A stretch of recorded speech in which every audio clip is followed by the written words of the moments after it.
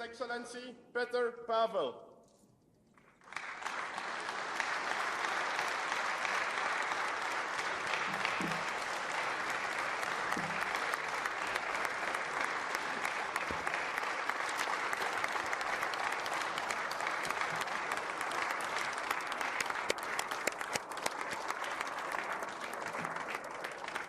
Dear colleagues, this morning we have the pleasure of welcoming Petr Pavel, the President of Czechia, to the European Parliament. Thank you, President, for being here with us today.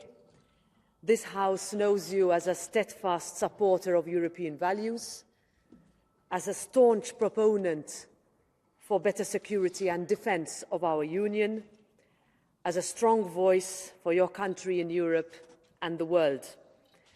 Like our European Parliament, you have led in condemning Russia's illegal and brutal military invasion of Ukraine and remained a crucial pillar of support. Czechia knows only too well the level of threat we face and how critical it is for the international community to stand as one against oppression and autocracy. Last year, the Czech presidency was the driver of groundbreaking legislation and reform, and I will always be proud of what we managed to achieve together in this Parliament. We have shown people that we can deliver. And next June, the European Parliament elections will see the greatest exercise in direct democracy on the continent. We need the people of Europe, including those in Czechia, to voice their opinion on their vision for the future of Europe and to hold this Union to account. We must continue to build a Europe that represents our value of democracy, unity and hope for all. And I know that together we will manage this. So on that note, Mr. President, allow me to thank you for your strong voice, your personal engagement and your country's commitment to our joint European project. The floor is yours.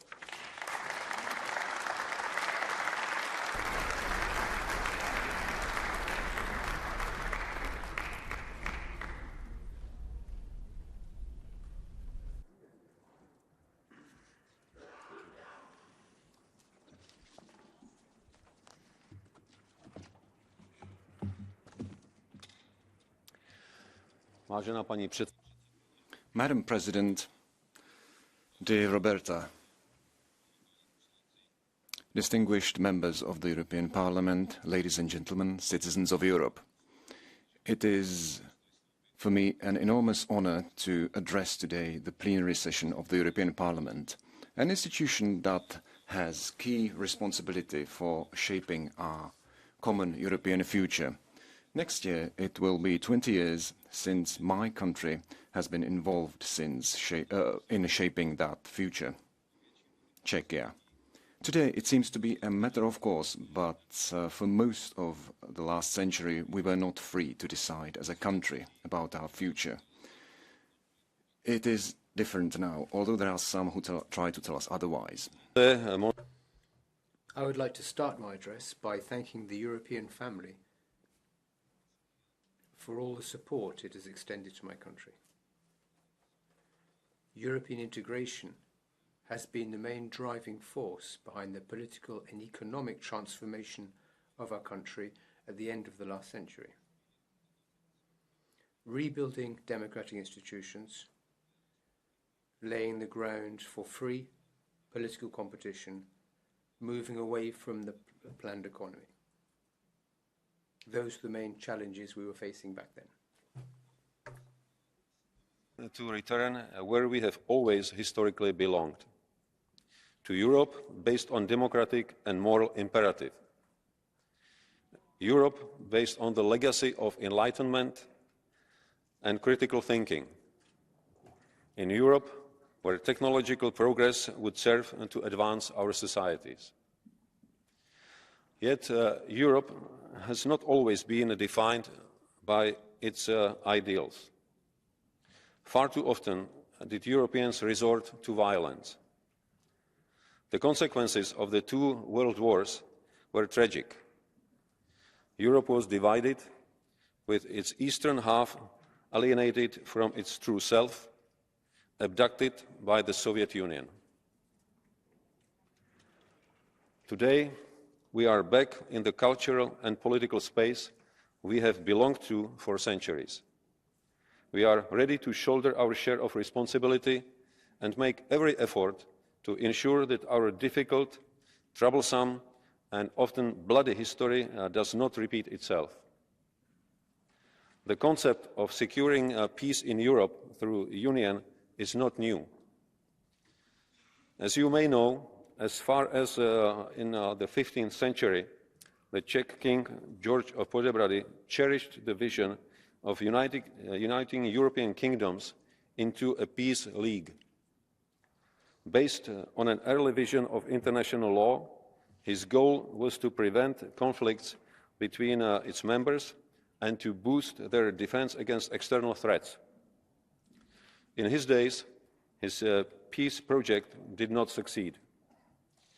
Luckily, the ultimate ideal of peace based on unity and cooperation did find a later incarnation. The European idea we know today is based on the notion of peace through cooperation, solidarity, and respect for human rights and the rule of law. Our security and prosperity are closely interconnected. It is impossible to achieve one without the other. 23 years ago, one of my predecessors and true European and the world citizen, Václav Pavel, spoke in this very building about the need to constantly reflect and critically examine European values, ideals and principles. Since then, the urgency of the task has not changed. It is even more important to ensure that our citizens can genuinely identify with the principles we stand for. This is our job as politicians, to explain Europe better and to involve our citizens. If we want to shape Europe, we need them to understand it at home. Strength of Europe lies in our unity and diversity. This is the key for peace and prosperity. Not surprisingly, our enemies know this. That is why they are constantly trying to undermine our moral and democratic values, to make us weaker. Honourable members, the election campaign next year will put our democracies to the test. I hope that it will serve as an opportunity for all of us to demonstrate that the European democratic spirit is truly alive.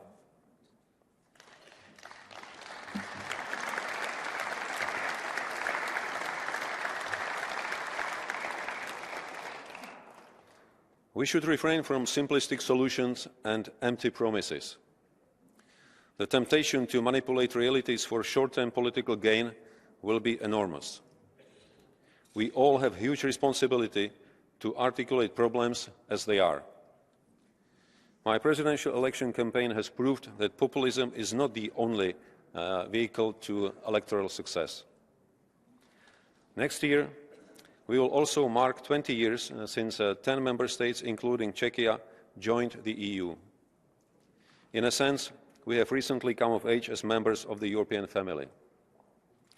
We are neither new nor inexperienced. During our second presidency of the Council of the European Union, our country showed leadership and determination in finding solutions among member states, as well as with you, the European Parliament, on many pressing issues. The EU is often labelled as slow and ineffective. Yet, together, we have shown that united, we can face the challenges of today and tomorrow. Despite the initial diversity of views, we have managed to reach many good compromises. Not only during the COVID-19 pandemic, but also afterwards, on energy and food security, just green and digital transitions, sanctions against Russia, or financial assistance to Ukraine. It demonstrates our ability to be efficient under pressure. Over the next year, we will hear a lot about the benefits that the EU membership has brought to the 10 countries which joined in 2004. However, this was never a one-way street. Let us not forget the benefits the enlargement has brought to all member states, not only in terms of prosperity, new markets, value chains and skilled labour force, but also in terms of security. By enlarging our family, we have created strong bonds and a safety net. In the European game, no one is to be left behind and frustrated. We overcome differences through rational debate and dialogue, and not through the power of weapons, as was the case for centuries. Therefore, we should thoroughly pursue this great idea that makes us strong, attractive and respected partner at global stage. When the European Union was awarded the Nobel Peace Prize in 2012, some people smirked. A decade later, we appreciate the EU's contribution to peace on the European continent with greater understanding. The European Union is indeed the most successful peace project this continent has witnessed.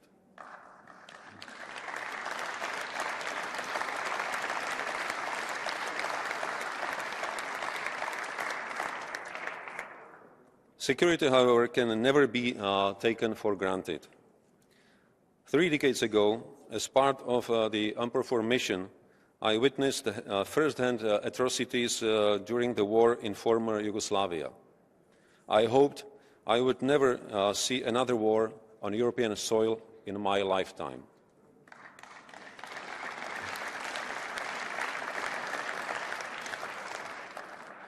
In the year 2000, in front of the members of the European Parliament, the aforementioned Václav Havel stressed that evil must be confronted as soon as it has emerged. Unfortunately, Europe failed to detect the evil in time.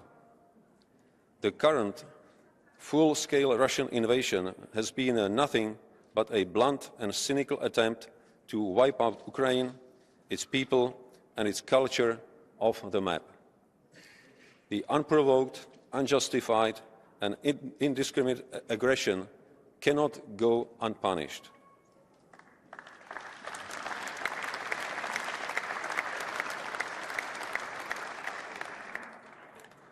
For decades, we have designed international rules to prevent the horrors of the Second World War to be repeated.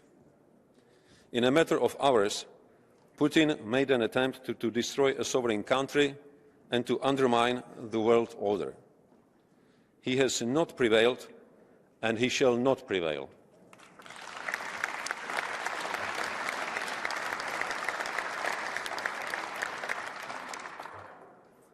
I am proud that European countries, small and big, have come together to support Ukraine's fight against evil. I am also proud of the Czech people. From day one, they have shown unprecedented solidarity and did not hesitate to provide Ukrainian refugees with money, food and shelter. On a per capita basis, Czechia has taken in more people than anybody else. During my speech in the UN General Assembly 2 weeks ago, I argued that Ukraine's security is our own security.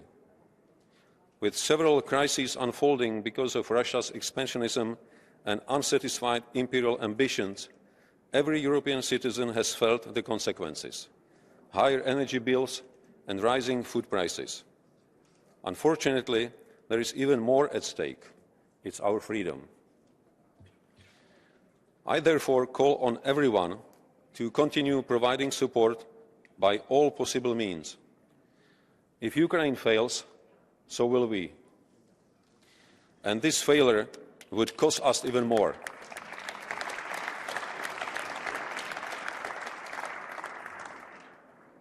Let us not be fooled by those who claim that in the name of appeasing Putin, peace should be achieved by offering concessions which undermine Ukraine's sovereignty and territorial integrity. In reality, what they are asking for is for Ukraine to surrender and for us to resign on our own principles.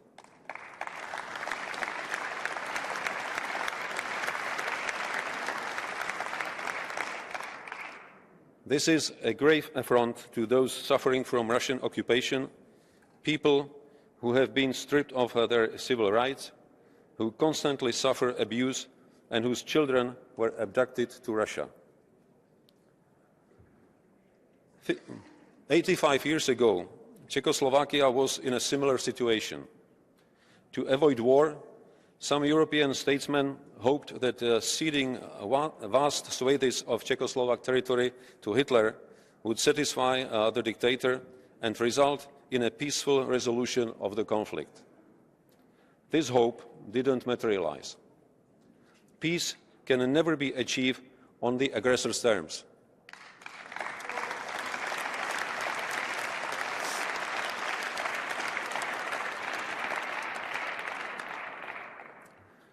If the aggressor succeeds once, he will try to succeed again and even further. I firmly hope that peace will return to Ukraine. I hope this will be a reality soon. However, hope is not the strategy. That's why we have to strive for a settlement that safeguards the necessary conditions for Ukraine's continued existence in lasting peace and prosperity. Russia must be defeated in Ukraine.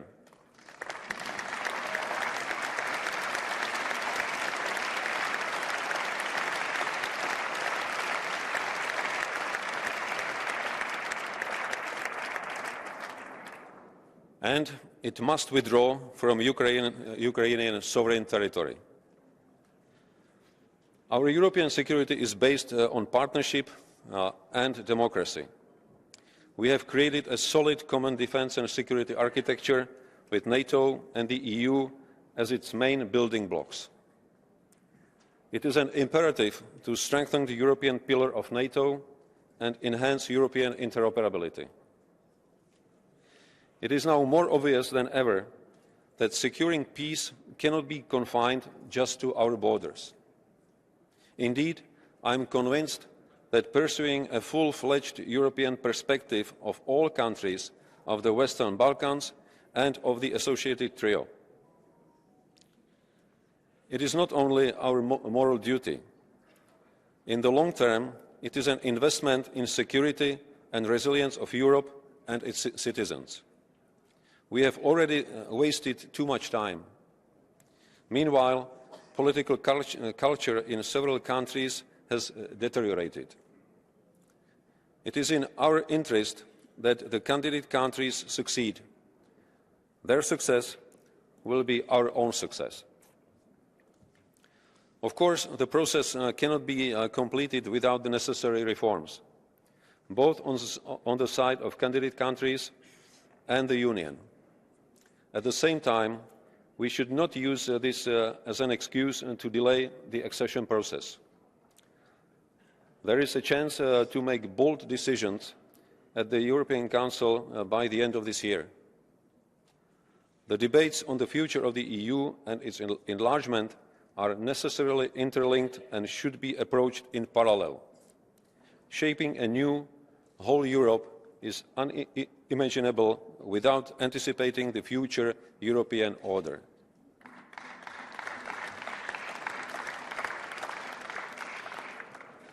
Enlargement should be seen as an opportunity to recalibrate the European idea. It should be seen as a chance to bring about a more unified and efficient Europe. A union that remains ambitious and competitive. A union that is more flexible and proactive. A union that is able to react rapidly when needed. A union we are all proud of. I am confident that after extensive discussions we will be able to find the best way forward for a modern and strong EU governance. For centuries, Europe has sought world domination by force. Today, it should lead by example. Václav Havel, who would celebrate his birthday tomorrow, was right to stress the importance to engage with citizens. This was based on his genuine belief in a strong and emancipated civil society as the main source of the trust between the people and their elected officials. Today, trust is constantly under attack from disinformation and numerous attempts to distort the meaning of words and deeds. If we allow rule of law to crumble and to be displaced by might is right, or even false is right, this could lead to unforeseen consequences for the whole of Europe. We can all disagree on many different topics, but we should not base our arguments on lies or false arguments.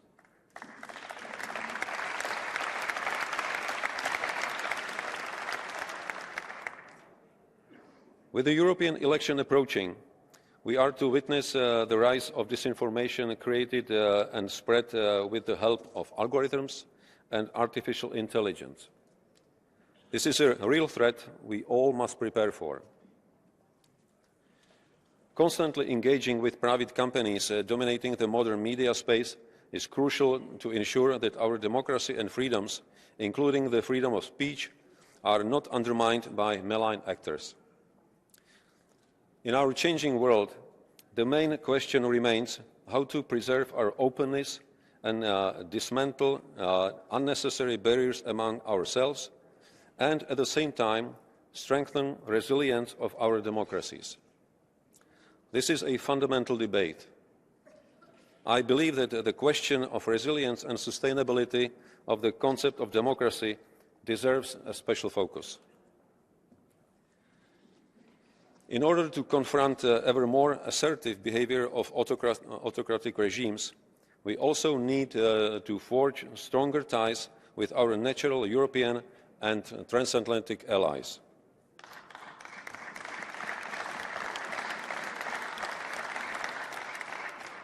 We should suppress rivalry and instead encourage an even closer cooperation to preserve our common values. The values which are not limited to any country or continent.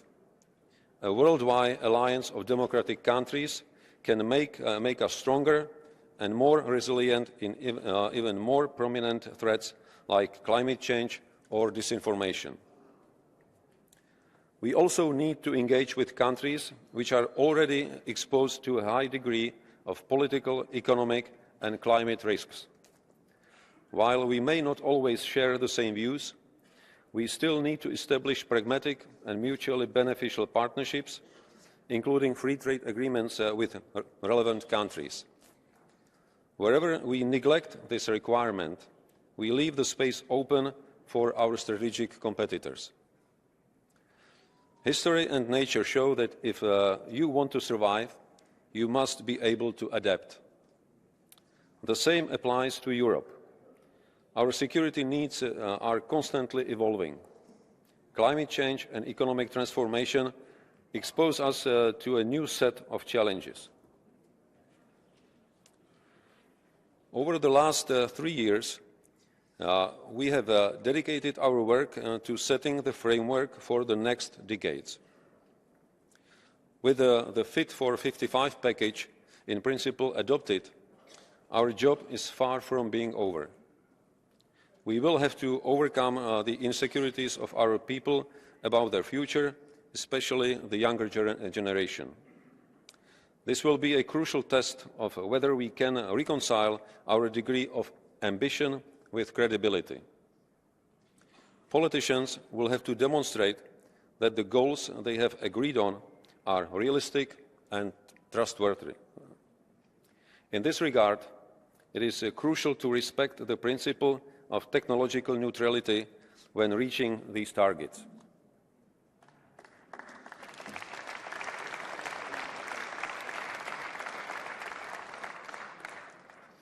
It is in our common interest to seize the opportunities of the green and digital transitions.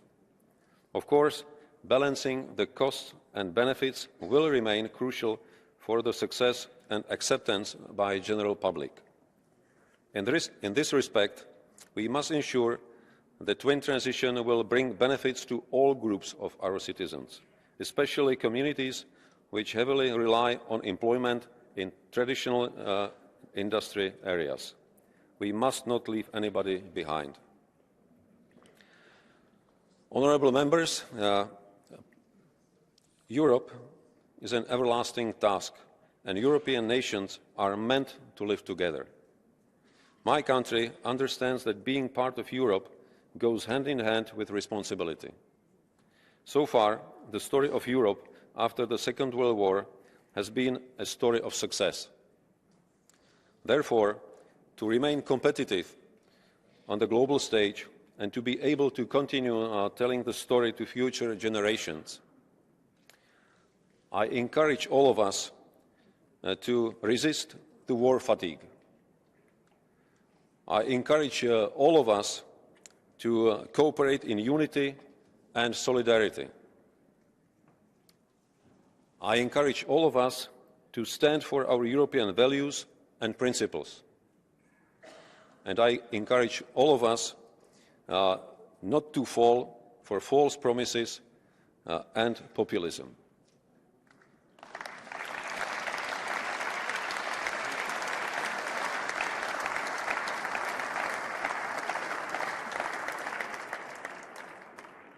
If we succeed in this noble endeavour, Europe will surely remain a great place to live for our citizens.